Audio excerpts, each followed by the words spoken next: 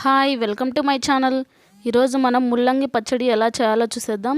కావలసిన పదార్థాలు: పచ్చిమిర్చి, చింతతొక్కు, ఇంగువ, జీలకర్ర, పోపు దినుసులు, ముల్లంగి, ఉల్లిపాయ ముక్కలు, సాల్ట్. ఇప్పుడు తయారీ విధానం చూసేద్దాం. 1 కప్పు పచ్చిమిర్చి తీసుకున్నానండి. నేను పచ్చిమిర్చి కారం లేవు, అందుకని ఎక్కువ తీసుకున్నాను. కారం ఉంటే చూసి తీసుకోండి, తక్కువ. నేను రోట్లో దంచుతున్నానండి ఈ చట్నీ. ముందుగా పచ్చిమిర్చి, 1/2 టీ స్పూన్ సాల్ట్ వేసానండి. సాల్ట్ వేసేసి పచ్చిమిర్చి మెదిగేంత వరకు దంచేసేయాలి.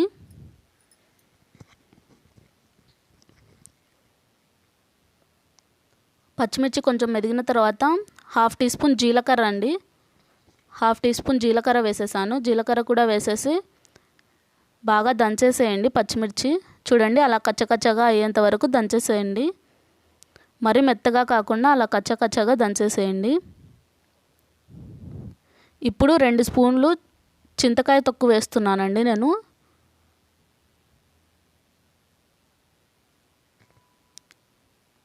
చింతకాయ పచ్చడి అండి. చింతకాయలతో పచ్చడి పెడతారు కదా, చింతకాయ తొక్కు, అది 2 స్పూన్లు వేసేసాను. 2 స్పూన్లు వేసేసి బాగా దంచేసేయండి మొత్తం కలిసేలాగా. ఇప్పుడు 2 ముల్లంగి తీసుకున్నానండి. తీసుకుని అలా రౌండ్గా కట్ చేసి వేసేసాను ముల్లంగి ముక్కలు కూడా.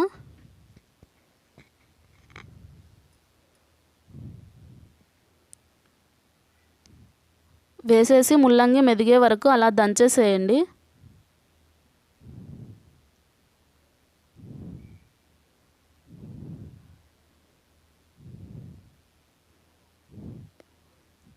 పచ్చి ముల్లంగేనండి. ముల్లంగి తీసుకుని వాష్ చేసి అలా కట్ చేసి పెట్టి వేసేసాను. చూడండి, ముల్లంగి కూడా మెదిగిపోయిన తర్వాత 2 పెద్ద ఉల్లిపాయలు తీసుకుని సన్నగా కట్ చేసేసి వేసేసానండి. వేసేసి అలా కచ్చకచ్చగా దంచేసేయండి ఉల్లిపాయలు. మరీ మెత్తగా కాకుండా ఉల్లిపాయలు కొంచెం కచ్చకచ్చగా దంచేసేయండి.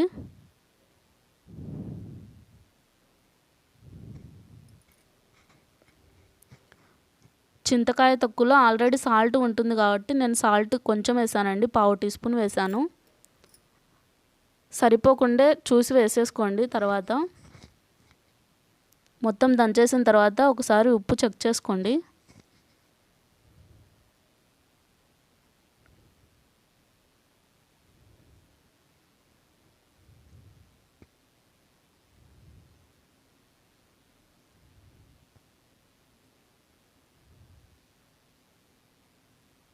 చూడండి, అలా కచ్చకచ్చగా దంచేసేయండి మొత్తము.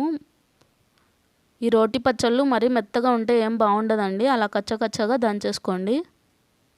ఇప్పుడు తాలింపు వేసేసుకుందాం. పచ్చట్లో 2 స్పూన్ల ఆయిల్ వేసానండి నేను. 2 లేదా 3 స్పూన్ల ఆయిల్ వేసేసాను. ఆయిల్ హీట్ అయిన తర్వాత కొంచెం ఇంగువ వేసానండి. ఇంగువ వేసిన తర్వాత పోపు దినుసులు కూడా వేసేసాను.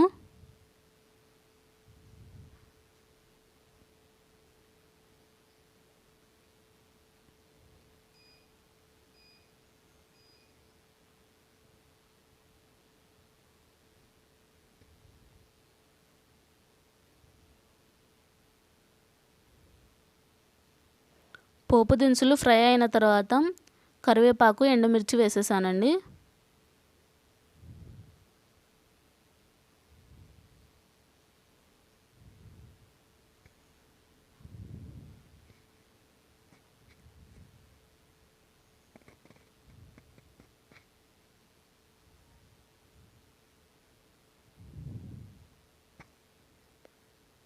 పోపు మొత్తం ఫ్రై అయిన తర్వాత పచ్చట్లో వేసేసానండి.